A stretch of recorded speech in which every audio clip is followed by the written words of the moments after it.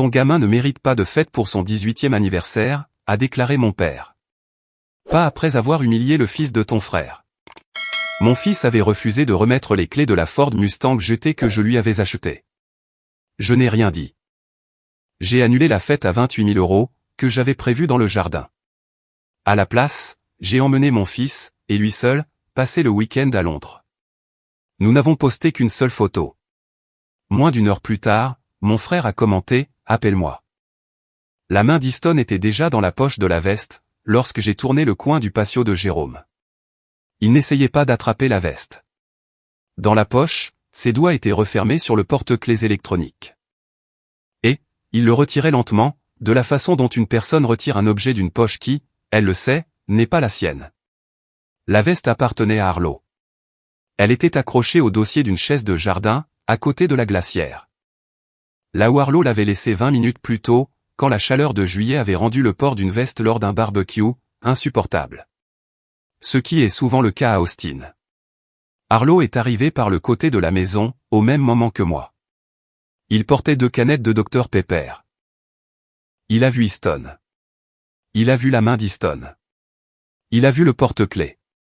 Easton, c'est à moi. Easton n'a pas lâché prise. Il a gardé le porte-clés serré dans son poing. Son poing s'est crispé, et son menton s'est relevé. De la même façon que le menton de son père, Jérôme, se relève, lorsque quelqu'un prononce le mot au nom, face à une personne qui n'a jamais eu à l'entendre. Je fais juste le regarder. Tu ne le regardes pas. Tu le prends. Remets-le. 9 personnes se trouvaient dans le jardin de Jérôme. Mon père, Clive, était au barbecue. Ma mère, de là, était à la table, coupant une pastèque. Jérôme se tenait près de la clôture, parlant à un voisin. La femme de Jérôme, Taran, était sur une chaise longue, sur son téléphone. 2 amis retraités de la poste de Clive, étaient assis sur des chaises de camping, buvant de la bière. La fille adolescente d'un voisin, était sur les marches de derrière, faisant défiler l'écran de son téléphone. Easton a regardé sa mère. Taran n'a pas levé les yeux. Easton a regardé Jérôme. Jérôme avait tourné la tête, et observait la scène. Il ne s'est pas approché. Il a regardé de la manière dont il regarde tout. C'est-à-dire, d'une distance qui lui permet de prétendre qu'il n'était pas impliqué. Arlo a pris le porte-clés de la main d'Easton. Pas d'un geste brusque. Il l'a simplement pris. Proprement, fermement, et sans cérémonie. Le visage d'Easton est devenu rouge. Il a lancé, assez fort pour que le barbecue, la table et la clôture l'entendent, ce n'est qu'une voiture. Arlo l'a regardé. Arlo a 17 ans, il en aura 18 samedi prochain. Il me dépasse d'1 pouce. Il parle moins que moi, ce qui est déjà moins que la plupart des gens. Il a regardé son cousin et a dit, « C'est ma voiture ». C'est à ce moment-là que le calme a basculé. Clive a posé la pince du barbecue. Il a marché jusqu'à la table où je me tenais. Il arborait sa démarche de grande annonce. Celle où ses épaules se raidissent, et où sa mâchoire mène le mouvement. Cette démarche qui dit, je suis l'homme le plus âgé de cette cour. L'homme le plus âgé est sur le point de parler, et ce discours ne sera pas ouvert à la discussion.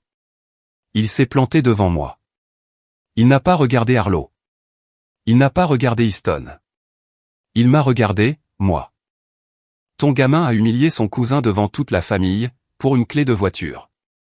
Un gamin de 16 ans voulait juste s'asseoir dans une voiture, et ton fils l'a traité comme un criminel. Easton avait la clé dans la main, papa. Il ne demandait pas à s'asseoir dedans. Il la prenait. C'est un gamin. Les gamins touchent à tout. Il a 16 ans. Il ne touchait pas. Il prenait. La voix de Clive est montée d'un demi-ton. Les 2 amis retraités de la poste, ont cessé de boire leur bière. La fille du voisin, sur les marches, a levé les yeux de son téléphone. Ton gamin ne mérite pas de fête pour son 18e anniversaire. Pas après avoir humilié le fils de ton frère. Tu as élevé un garçon qui ne sait pas partager. Tu l'as élevé seul, parce que tu n'as pas su garder une femme, et ça se voit. Il s'assoit dans une voiture à 52 000 €.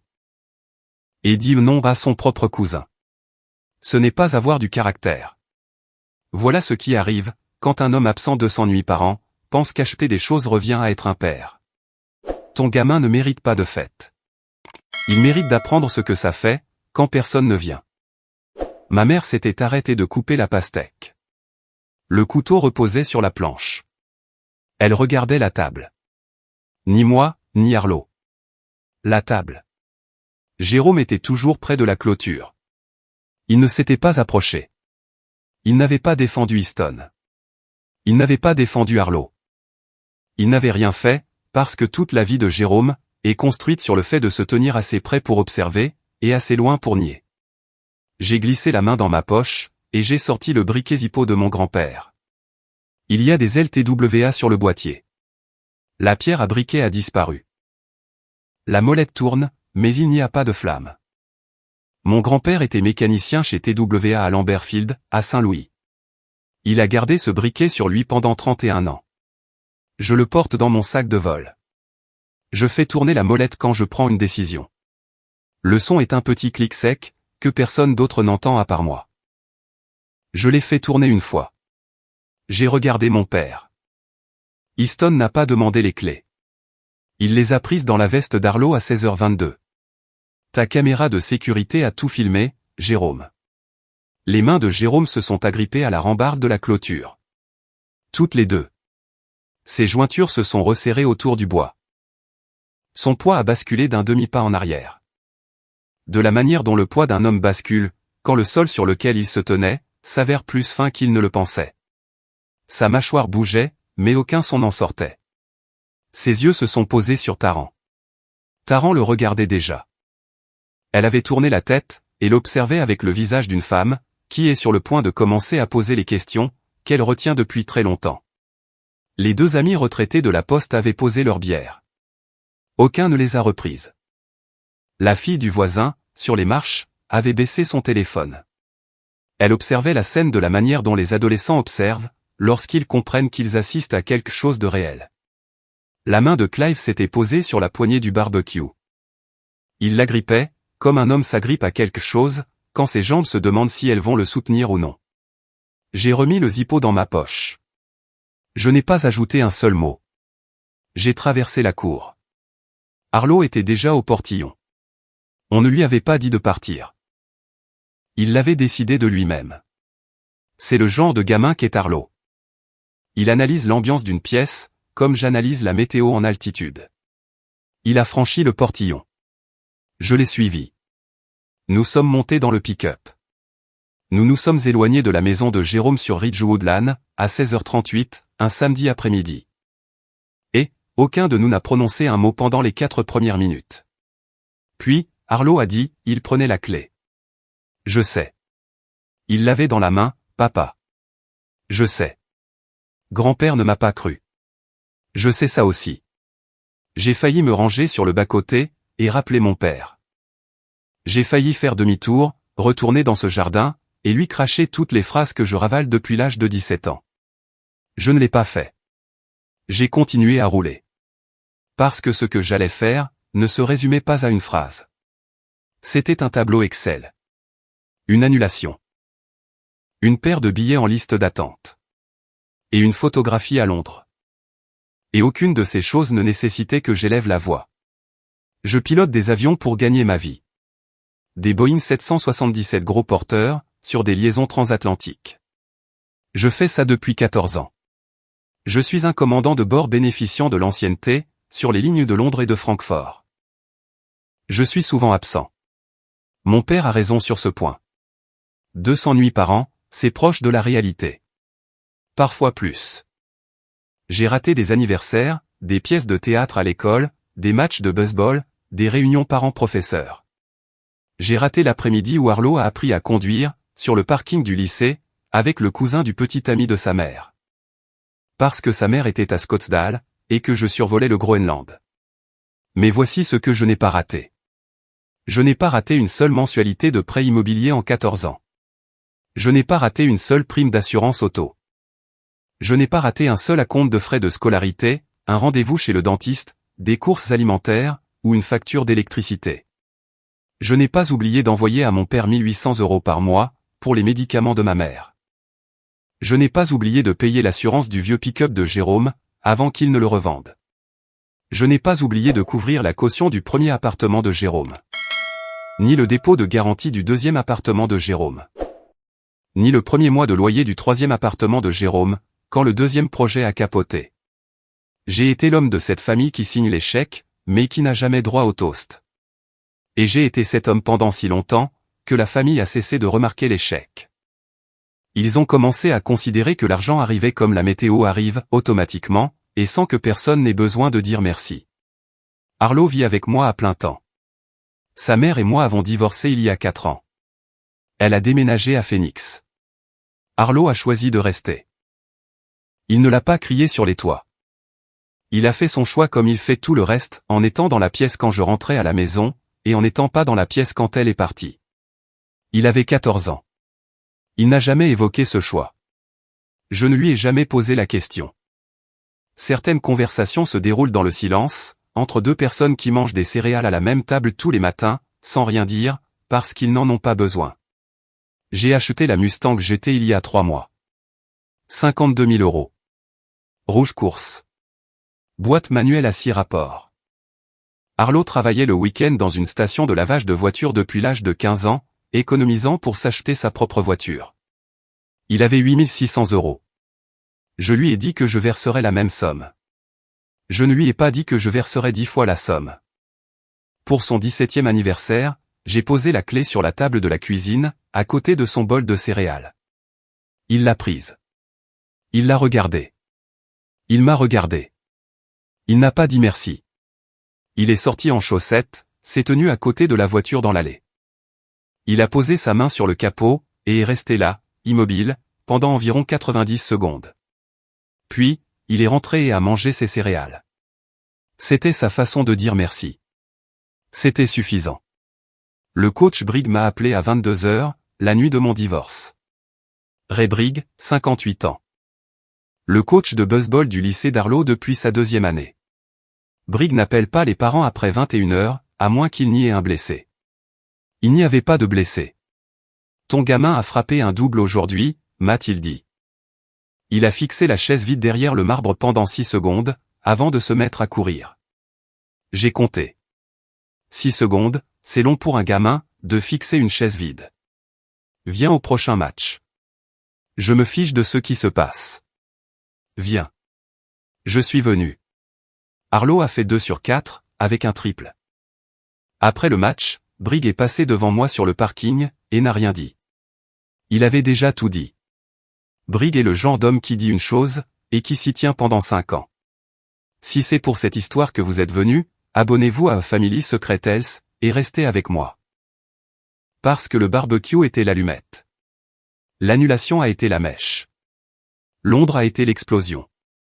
Le dimanche matin, je me suis assis à la table de ma cuisine, avec mon ordinateur portable, le Zippo de mon grand-père, et une tasse de café. Et j'ai fait 5 choses. J'ai annulé la fête. La célébration de 28 000 € dans le jardin, que j'organisais depuis 4 mois. Un traiteur, un DJ, une société de location de tentes, un gâteau sur mesure, un photomaton. 84 invités. Et une décoration centrale sur le thème de la Mustang. Arlo n'était au courant de rien. J'avais passé 2 week-ends à accrocher des guirlandes lumineuses, à travers la clôture du jardin. J'avais construit un jeu de cornhole en contreplaqué, et je l'avais peint en rouge course pour l'assortir à la voiture. J'avais commandé 84 serviettes personnalisées, avec le chiffre 18 imprimé en argent. Les serviettes attendaient dans une boîte, sur la table de ma salle à manger. Elles étaient arrivées vendredi. J'avais ouvert la boîte et je les avais étalées. Elles ressemblaient à de petites promesses argentées. Empilées les unes sur les autres. Chacune attendant qu'une main la saisisse, qu'une bouche l'utilise. Et qu'une personne compte suffisamment, pour avoir été invitée. J'ai d'abord appelé le traiteur, puis le DJ. Ensuite la société de tentes, et enfin la boulangerie. Chaque appel a duré moins de 2 minutes. Chaque prestataire a demandé si je voulais reprogrammer. À chaque fois, j'ai répondu non. Annulation définitive. Dépôt de garantie entièrement perdu. J'ai abandonné 6 400 € d'acompte, car l'annulation intervenait dans le délai de 14 jours. J'ai jeté les serviettes à la poubelle. J'ai rangé le jeu de cornhole dans le garage. J'ai retiré les guirlandes de la clôture. Cela a pris 40 minutes. Je les ai enroulées, et je les ai mises dans un bac, dans le placard du couloir. Et je n'ai pas étiqueté le bac, parce que je ne comptais pas l'ouvrir de nouveau. Ce que je ne savais pas encore, c'est que la fête était aussi le business plan de mon frère, Jérôme. Jérôme avait lancé une entreprise de restauration 4 mois plus tôt, appelée Klein Table. Il n'avait aucun client. Aucun revenu. Aucune expérience. Ce qu'il avait, c'était ma fête. Il avait déjà dit à 30 contacts professionnels, qu'il assurait le service traiteur d'un événement privé majeur, en août. Il avait fait imprimer 500 cartes de visite, avec la date de la fête dessus. Il avait assuré à son conseiller en prêt de la Small Business Administration, que la fête était un contrat de restauration confirmé, d'une valeur de 28 000 €. L'agent de crédit avait approuvé un prêt aux petites entreprises de 45 000 €, sur la base de ce contrat. Jérôme avait déjà signé un bail de cuisine commerciale à 3 400 € par mois, avec ce prêt comme garantie. Il avait déjà acheté pour 1 200 € de plateaux de service, et de chafing dish. Ils étaient entreposés dans la cuisine, dans des cartons scellés, car il ne les avait pas encore déballés. Il attendait que la fête valide l'achat. La fête que j'ai annulée, en 4 coups de fil un dimanche matin, était la seule chose qui maintenait la tête de l'entreprise de Jérôme hors de l'eau. Il ne savait pas encore qu'elle avait disparu. Il ne le saurait que mardi. La deuxième chose que j'ai faite, a été d'annuler un prélèvement automatique. Depuis 3 ans, j'envoyais à mon père 1 800 € par mois, pour les médicaments de ma mère, de la souffre de polyarthrite rhumatoïde. Les médicaments coûtent cher. C'est ce que Clive m'avait dit il y a 3 ans, quand il m'avait appelé pour me dire « Les ordonnances de ta mère nous ruinent ». Je n'avais pas posé de questions. J'avais mis en place le prélèvement automatique le jour même. 1 800 € chaque mois. Parce qu'il était mon père, et que ma mère souffrait. Et c'est ce que fait l'enfant utile. Le dimanche après-midi, j'ai appelé la pharmacie. La pharmacienne a ouvert le dossier. Elle m'a lu le ticket modérateur mensuel, après prise en charge par l'assurance. 340 €. Je lui ai demandé de le répéter. Elle l'a répété. 340, je l'ai remercié. J'ai raccroché. 340, pas 1800. La différence était de 1 460 € par mois. Multiplié par 36 mois, 52 560 €. Mon père m'avait réclamé 1 460 € de trop par mois, pendant 3 ans, pour des médicaments qui coûtaient moins d'un cinquième de ce qu'il me facturait. Le surplus était allé à Jérôme. J'ai trouvé les transferts Zelle dans les relevés de compte de Clive, plus tard cette semaine-là, quand j'ai téléchargé les extraits bancaires. Mensuel. Régulier. Étiqueté investissement familial. L'investissement, c'était le Klein Table. L'argent, c'était le mien. Chaque euro du capital de départ de Jérôme, c'était un loyer que j'avais payé sur la maladie de ma mère, sans savoir que ce loyer était un mensonge. J'ai annulé le prélèvement automatique. Le paiement de juin n'arriverait pas. La troisième chose que j'ai faite, a été de récupérer les images de vidéosurveillance. La caméra du jardin de Jérôme est un système Ring. Elle sauvegarde sur le cloud. Jérôme avait supprimé la vidéo du samedi après-midi. Il l'avait supprimée dimanche matin, à 6h14. Mais, la sauvegarde cloud de Ring s'était déjà synchronisée à 5h du matin. La vidéo était toujours là. J'y avais accès, car j'avais installé le système Ring de Jérôme 2 ans plus tôt, pour lui rendre service. Et le compte était toujours lié à mon adresse email. J'ai téléchargé la vidéo. 17 secondes. Easton marchant vers la veste. Easton glissant la main à l'intérieur. Easton retirant le porte-clés. Arlo apparaissant au coin de la maison. J'ai regardé la vidéo 2 fois à vitesse normale. Puis, je l'ai regardée une 3e fois. Au 3e visionnage, j'ai remarqué quelque chose sur le côté gauche du cadre. À 3 mètres de la veste. Debout dans l'embrasure de la porte de la cuisine de Jérôme, avec une vue dégagée sur le jardin. Se trouvait ma mère, de là. Elle tenait un verre de thé glacé. Son corps était tourné vers le jardin. Elle observait. La caméra a capté son visage pendant 3 secondes. Ses yeux étaient fixés sur la main d'Easton. Elle l'a vu fouiller dans la poche de la veste. Elle a vu le porte-clés en sortir. Elle a tout vu. Puis, elle s'est détournée. Elle a tourné le dos au jardin. Elle est rentrée dans la cuisine. Elle a posé le thé glacé sur le comptoir. Et, elle a pris le couteau à pastèque. Et, au moment où Arlo est apparu et a dit « Easton, c'est à moi », ma mère coupait la pastèque, en faisant comme si elle n'avait rien vu. 3 minutes plus tard, elle était à table. Même couteau, même pastèque, même visage. Le visage d'une femme, qui a décidé quel petit-fils compte le plus, et quel petit-fils ne compte pas.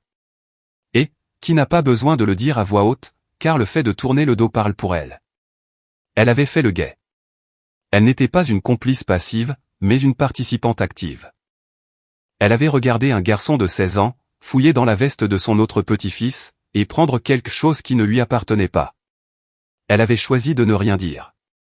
Et ensuite, elle avait laissé Clive m'appeler jeudi soir, pour blâmer Arlo pour la scène qu'Easton avait créée. Pendant qu'elle observait. Je me suis assis à la table de ma cuisine, et j'ai regardé de là se détourner une 4e fois. Le zippo était dans ma main. La molette a cliqueté. Pas de flamme. Juste le son d'un homme qui décide quelle part de sa famille il est prêt à perdre, pour garder la part qui compte. C'est-à-dire le gamin à l'étage. Qui dort avec une clé de voiture autour du cou, et un passeport sur sa table de nuit. Si vous êtes arrivé jusqu'ici, restez. Family Secret Health est l'endroit où la sauvegarde cloud se fiche de savoir qui a supprimé quoi. La 4e chose que j'ai faite, a été de réserver 2 billets en liste d'attente pour Londres. Pilot Standby. Un avantage pour les employés. 2 sièges sur le vol du mardi soir, d'Austin à Heathrow. 380 € au total. Tarif l'équipage pour un hôtel près de Covent Garden. 62 € la nuit. J'ai préparé un sac. J'ai préparé le sac d'Arlo. Je ne lui ai pas dit où nous allions, avant lundi soir. Il m'a regardé.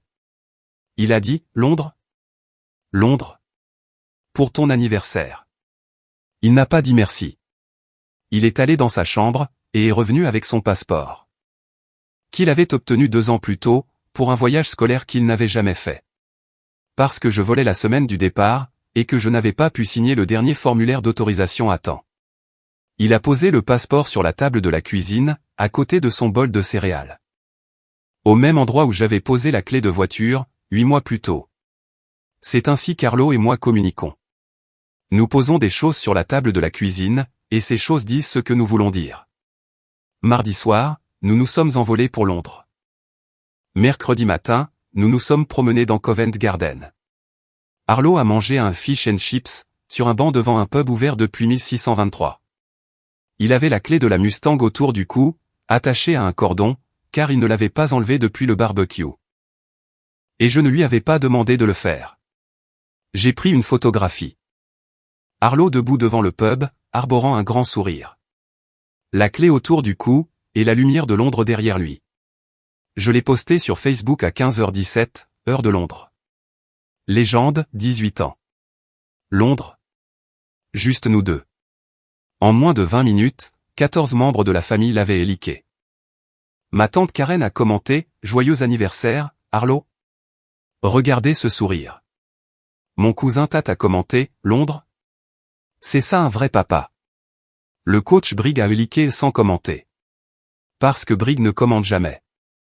Il like une chose, et ce like veut tout dire. En moins d'1 heure, Jérôme a commenté. 2 mots et un point, appelle-moi. J'étais assis à une table du pub, avec Arlo en face de moi, qui mangeait un 2e panier de frites. Le pub était habillé de bois sombre et de rails en laiton, avec une fenêtre qui donnait sur une rue où les gens marchaient en veste.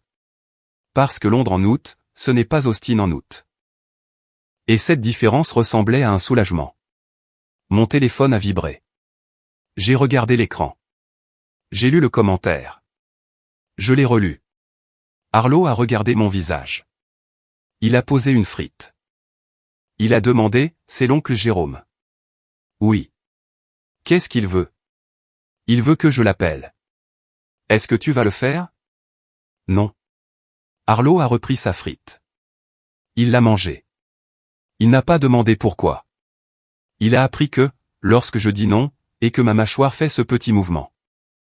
Le non est définitif, et le pourquoi n'est pas nécessaire. J'ai failli appeler.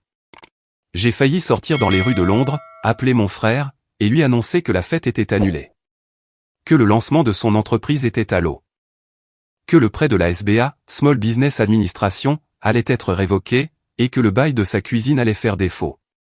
J'ai failli lui dire que j'étais au courant pour l'argent des médicaments, pour les virements Zelle. Et pour la vidéo de la caméra de sécurité, montrant de la tourner le dos. Je ne l'ai pas fait. J'ai posé le téléphone, face contre la table. J'ai commandé du sticky toffee pudding pour nous deux. Le pudding est arrivé. Il était chaud. Le pub était chaleureux. La clé était autour du cou d'Arlo. Londres s'étalait derrière la fenêtre. Jérôme était à 7500 km de là, rafraîchissant une publication Facebook qui comptait 41 likes, et aucun appel de retour. Et aucune actualisation frénétique de la page n'allait changer ces deux chiffres. Arlo a terminé son pudding. Il a regardé la fenêtre. Il a dit, « Papa. » Ouais. C'est mieux qu'une fête. Je sais. C'était beaucoup mieux qu'une fête. De loin. Je n'ai rien dit. Je n'en avais pas besoin. Le pudding l'avait dit. La fenêtre l'avait dit. Les 7500 km l'avaient dit. La cinquième chose que j'ai découverte, a été le SMS. Ce n'est pas moi qui l'ai trouvé. C'est Taran. Le jeudi, 2 jours après la photo de Londres, Taran parcourait l'iPad de Jérôme.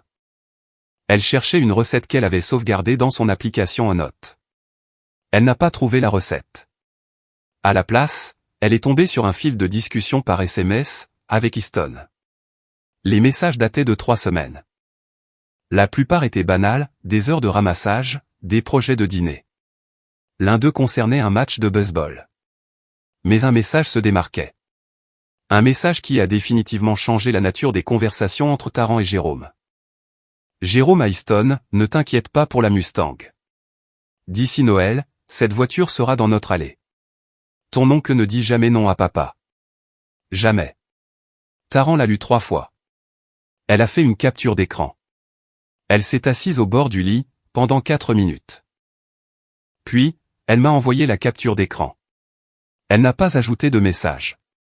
Juste l'image. Juste la phrase qui prouvait que Jérôme avait traité la voiture de mon fils, comme un article mis de côté, qu'il n'avait pas encore récupéré. Je l'ai regardé pendant un long moment. Jérôme avait prévendu la voiture de mon fils, à son propre fils. Il avait dit à un gamin de 16 ans de ne pas s'inquiéter. Il avait assuré à Easton que la voiture arriverait d'ici Noël. Il avait dit à Easton que je céderais, parce que je cède toujours quand Clive insiste. Pendant 22 ans, ça avait été le cas. Ça a cessé d'être vrai lors d'un barbecue, un samedi de juillet. Quand la main d'un gamin de 16 ans s'est glissée dans la mauvaise poche de veste, et qu'un jeune de 17 ans a prononcé le mot « mien », en le pensant vraiment. La fête devait avoir lieu le samedi suivant. Dans le jardin de ma maison, sur Mesquite Lane. 84 invités. La tente. Le DJ. Le gâteau sur le thème de la Mustang. Jérôme avait communiqué l'adresse, et l'heure à ses 30 contacts professionnels. Il n'avait pas envoyé d'annulation, car il ne savait pas qu'il y avait quoi que ce soit à annuler. Il avait supposé que la fête aurait lieu, parce que Jérôme suppose que tout se passera toujours, exactement comme il l'a décidé. Le samedi, à 17h30, 6 de ses contacts professionnels se sont rendus à ma maison sur Mesquite Lane. Le portail du jardin était fermé à clé. La maison était sombre. Pas de tente, pas de DJ, pas de traiteur, pas de lumière. Le jardin était vide, à l'exception d'un tuyau d'arrosage enroulé sur le patio, et de 2 chaises pliantes, qui s'y trouvaient depuis le mois d'avril. L'un des contacts, une femme en tailleur, qui avait apporté une bouteille de vin comme cadeau client, est restée devant le portail pendant 4 minutes. Elle a scruté par-dessus la clôture. Elle a regardé le jardin vide. Elle a regardé sa bouteille de vin. Elle l'a posée sur le sol près du portail, et a pris une photo du jardin verrouillé avec son téléphone. Elle a envoyé un SMS à Jérôme, « Nous sommes à l'adresse que vous nous avez donnée. Il n'y a personne. » Est-ce une blague? Un deuxième contact, un homme en polo qui gérait une chaîne de parcs de bureaux, s'est garé 3 minutes plus tard. Il s'est assis dans sa voiture, et a appelé Jérôme. Jérôme n'a pas répondu. L'homme a patienté 4 minutes, puis il est parti. Un troisième et un quatrième contact sont arrivés ensemble. Ils se tenaient près du portail, discutant entre eux. L'un d'eux a dit, assez fort pour que ma voisine l'entende, c'est le type qui m'a tendu une carte de visite le mois dernier, et m'a dit qu'il avait un contrat de 28 000 €. Il est tout ce contrat. Ma voisine était sur son Porsche. Elle a tout entendu. Elle me l'a raconté plus tard. Jérôme n'a pas répondu au SMS, pendant 11 minutes. Quand il a fini par répondre, il a écrit « Changement de plan. Je vous tiendrai au courant ». Il n'a jamais donné de nouvelles.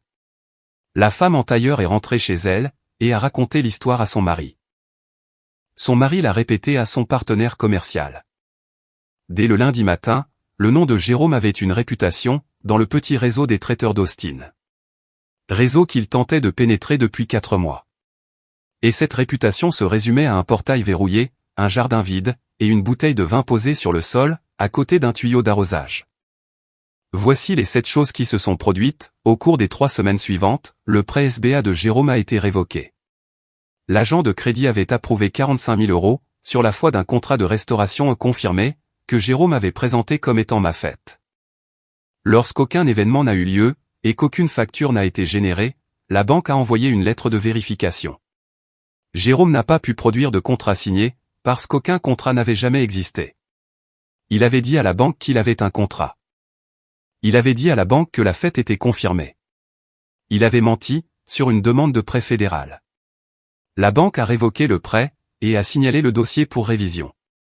Jérôme avait déjà signé un bail de cuisine commerciale, à 3 400 € par mois. Le premier mois de loyer était dû le 15 août. Il ne l'a pas payé. Il a appelé le propriétaire, pour négocier. Le propriétaire a répondu, vous avez signé un bail de 12 mois. Je ne peux pas négocier un bail de 12 mois, après un seul défaut de paiement. Jérôme a dit qu'il comprenait. Il ne comprenait pas. Il a raccroché. Le propriétaire a déposé un privilège le vendredi suivant. Les calculs concernant les médicaments ont été postés dans le groupe de discussion de la famille. 31 personnes. J'ai publié une seule phrase, papa me facture 1 800 € par mois pour les médicaments de maman. Le ticket modérateur à la pharmacie est de 340 €. La différence sur 3 ans est de 52 560 €. Les relevés Zelle sont 6 joints. J'ai joint 6 captures d'écran. Des transferts Zelle mensuels de Clive à Jérôme. Chacun libellé investissement familial. Chacun d'un montant de 1004 cents à 1500 €. Chacun effectué le même jour, où j'envoyais à Clive 1800 € pour les médicaments. Les calculs étaient visibles. Les calculs étaient sans ambiguïté. Le frère de Clive, mon oncle Vernon, a répondu dans l'heure, Clive, tu m'as dit que les médicaments de la coûtaient cher. Je t'ai envoyé 4 000 € en mars, parce que tu disais que tu avais du retard. Où sont les 4 000 €? Vernon a quitté le groupe. La femme de Vernon a quitté le groupe 4 minutes plus tard, sans un mot. 13 personnes ont quitté le groupe au cours des 72 heures suivantes. Le groupe est passé de 31 à 18 membres. Les 18 restants comprenaient 9 personnes, qui ne s'étaient jamais exprimées. Le dernier message visible au-dessus de l'Exode, était une photo que Clive avait postée 3 semaines plus tôt. Une photo de lui au barbecue, avec une assiette de travers de porc, et une légende qui disait « La famille, c'est tout ». L'arrière-plan de la photo montrait le jardin de Jérôme. Si l'on regardait attentivement, on pouvait apercevoir la veste d'Arlo, accrochée au dossier d'une chaise pliante. Taran a déménagé. Elle a préparé 2 valises et le sac d'école d'Easton, et s'est rendue chez sa mère à San Marcos, un mercredi après-midi. Pendant que Jérôme était à la cuisine fermée, essayant de négocier avec le propriétaire par téléphone. Elle n'a pas emporté l'iPad. Elle l'a laissé sur le comptoir de la cuisine. L'écran éteint, mais le fil de discussion SMS toujours ouvert en arrière-plan. Le message où Jérôme avait promis à Easton une voiture, qui n'avait jamais été sienne pour pouvoir la promettre. Affiché là, en texte noir sur fond blanc. Comme le reçu d'un magasin qui n'accepte pas les retours. Quand Jérôme est rentré à la maison, l'appartement était silencieux. De cette manière dont les appartements sont silencieux, quand la chose qui les rendait bruyants est partie, et ne prévoit pas de revenir de sitôt. Il a appelé Taran. Elle a répondu une fois. Elle a dit, j'ai lu le texto, Jérôme. Tu as dit à notre fils qu'il allait recevoir la voiture de quelqu'un d'autre.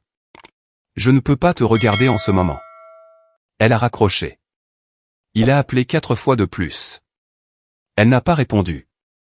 Clive a demandé au pasteur Holden de m'appeler. Lors de la 2e semaine. Holden est le pasteur de l'église de la famille. Il a appelé un mardi après-midi. Sa voix était prudente. De la façon dont on est prudent, quand on ne vous a raconté qu'une version de l'histoire, et que vous commencez à soupçonner que cette version était un peu trop brève. Il a dit, Clive voulait offrir 5 000 € pour régler les choses. J'ai répondu, pasteur, mon père m'a pris 52 000 € en 3 ans, pour des médicaments qui coûtent 340 € par mois. Les 5 000 € m'appartiennent déjà. Le pasteur Holden est resté silencieux pendant 8 secondes. Puis il a dit, je l'ignorais. Je suis désolé de vous avoir appelé. Il a raccroché. Je n'en veux pas au pasteur. J'en veux à l'homme qui n'a raconté qu'une moitié d'histoire au pasteur, en s'attendant à ce que cette moitié suffise à expliquer le tout. Le coach Briggs m'a envoyé un seul SMS, j'ai vu la publication sur Londres. C'est ça, un vrai père. Ne laisse personne te dire le contraire. Je l'ai lu dans ma voiture, sur le parking, après un vol au départ de Francfort. Je l'ai lu 3 fois. Je n'ai pas répondu. Parce que le coach Briggs n'a pas besoin de réponse. Il a juste besoin que vous soyez présent. Et je l'ai été. Je suis là tous les lundis, depuis 12 ans. Non pas parce qu'il l'a demandé, mais parce qu'un jour, il s'est assis sur un trottoir, et n'a rien dit pendant 5 minutes. Et puis, il a prononcé une phrase qui a sauvé mon fils du sentiment d'avoir un père démissionnaire. De là s'est assise dans le parking de l'église le dimanche matin, 3 semaines après le barbecue. Le moteur tournait, les vitres étaient fermées. La climatisation à fond. Parce que c'était le mois d'août à Austin, et que même la honte a besoin de climatisation. Le pasteur Holden est passé devant sa voiture, en se dirigeant vers l'entrée latérale. Il lui a jeté un coup d'œil, à travers le pare-brise. Elle n'a pas baissé la vitre. Elle n'a pas fait de signe de la main. Il est entré. Elle est restée assise là pendant 14 minutes. Puis, elle a passé la marche arrière, et est rentrée chez elle. Elle n'est pas allée à l'église ce jour-là. Elle n'y est pas retournée depuis. Ma tante Karen s'assoit au 4e rang. Elle n'a pas vu de là depuis 3 dimanches consécutifs. Elle me l'a dit au téléphone, mardi dernier. Elle a dit, ta mère avait l'habitude de s'asseoir au 2e rang. Maintenant, le 2e rang compte 2 sièges vides, et personne ne pose de questions à leur sujet. Le bail de la cuisine commerciale de Jérôme a fait défaut à la fin du mois. Le propriétaire a changé les serrures. Jérôme a conduit jusqu'à la cuisine un samedi matin, pour récupérer son équipement. Il a trouvé un cadenas sur la porte, et un avis de saisie scotché sur la vitre. Il est resté assis dans son pick-up, sur le parking, pendant 35 minutes. Il n'a appelé personne. Il n'a envoyé de SMS à personne. Il est resté assis avec ses mains sur le volant, et le moteur éteint, pendant que la chaleur douce infiltrait par le pare-brise. Avec le menu qu'il avait imprimé sur 500 feuilles de papier cartonné, posé dans une boîte sur le siège passager. Le papier cartonné était de couleur crème. La police de caractère était nette. Le nom, tout en haut, indiquait Klein Table. Sous ce nom, se trouvait une liste de plats qu'il n'avait jamais cuisinés, pour personne qui ait payé. Il avait prévu de distribuer ces menus lors d'une fête, qui avait été annulée 3 semaines plus tôt. Par un homme qui n'avait rien dit, qui avait tout fait, et qui se trouvait à 7500 km de là, lorsque le silence est tombé. Dimanche matin. Une semaine après Londres. Mon allée sur Mesquite Lane. La Mustang GT était garée au bord du trottoir, les vitres baissées. Parce qu'il était tôt, et que la chaleur d'Austin ne s'était pas encore installée. L'air sentait l'herbe coupée et l'essence. L'odeur typique des matins d'août au Texas, quand quelqu'un dans le pâté de maison a tondu sa pelouse. Arlo était sur le siège du conducteur. J'étais sur le siège du passager. Le moteur était éteint. Des cafés de la station-service reposaient sur le tableau de bord. 2 tasses. L'une avec du café noir, l'autre avec trop de sucre. Parce que c'est comme ça qu'Arlo boit son café, et que j'ai décidé de ne pas le corriger. Il y a des choses qui valent la peine d'être corrigées, et le café n'en fait pas partie. Le Zippo était dans la main d'Arlo. Il faisait tourner la molette. Clic, clic. Pas de flamme. Juste le son. Le même son que faisait mon grand-père, quand il réfléchissait. Le même son que je fais, quand je prends une décision. Arlo ne décidait de rien. Il le faisait tourner, juste parce que c'était agréable dans sa main. La matinée était calme, la voiture était la sienne, et personne ne demandait les clés. De l'autre côté de la ville, sur Ridgewood Lane, la maison de Jérôme était silencieuse, d'une manière différente.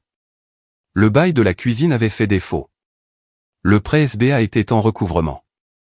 Les cartes de visite avec la date de la fête se trouvaient dans un carton dans le garage, à côté d'une pile de menus en papier cartonné que personne ne lirait jamais.